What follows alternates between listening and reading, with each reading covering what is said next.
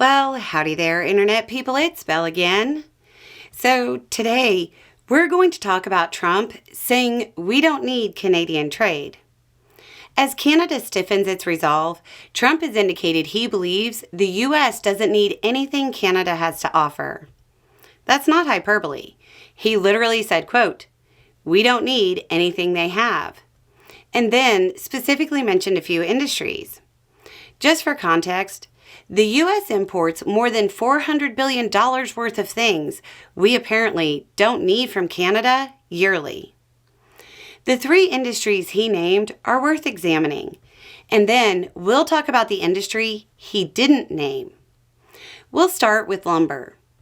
Trump said we didn't need Canadian lumber because the U.S. has, quote, fields of lumber. That must be a technical term because I always called them forests. He indicated he could free up those fields of lumber by executive order. I mean, sure, he could, and in a few years, after the ensuing environmental reviews and legal fights over habitats, it would be ready.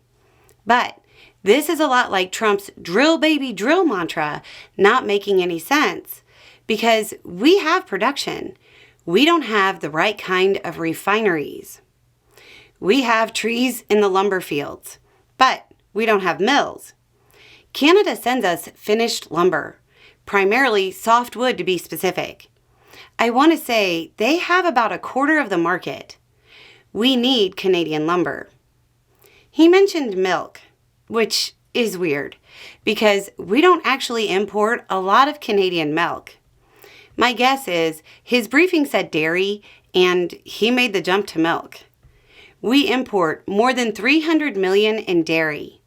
About 3.5% is milk. It's cheese. We import lots of cheese. Could U.S. manufacturers make up for the Canadian imports? That depends on whether or not bird flu is brought under control.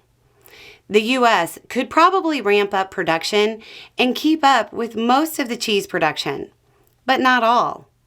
And certainly not the fancy stuff made from milk that comes from animals other than cows. He mentioned automotive imports, kind of suggesting that American car companies could just move their plants to the U.S. I mean, sure, in a few years, once the plants are built. Until then, it would throw the entire auto industry into recession and cause the cost of cars to go up, adding to inflation.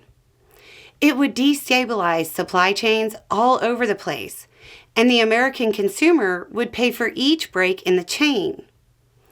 Now, we're going to talk about the one import Trump didn't mention: oil. The U.S. imports around 4.5 million barrels of oil from Canada per day. It's hard to actually picture that. So let's break it down for a visualization. My videos are normally about 3.5 minutes long. 10,000 barrels of oil. That fast. I'm going to suggest there's a reason we're importing so much. We probably need it to some degree. This honestly seems like more bluster from somebody who's starting to realize that other countries aren't as quick to cave as he thought they'd be. Anyway, it's just a thought. Y'all have a good day.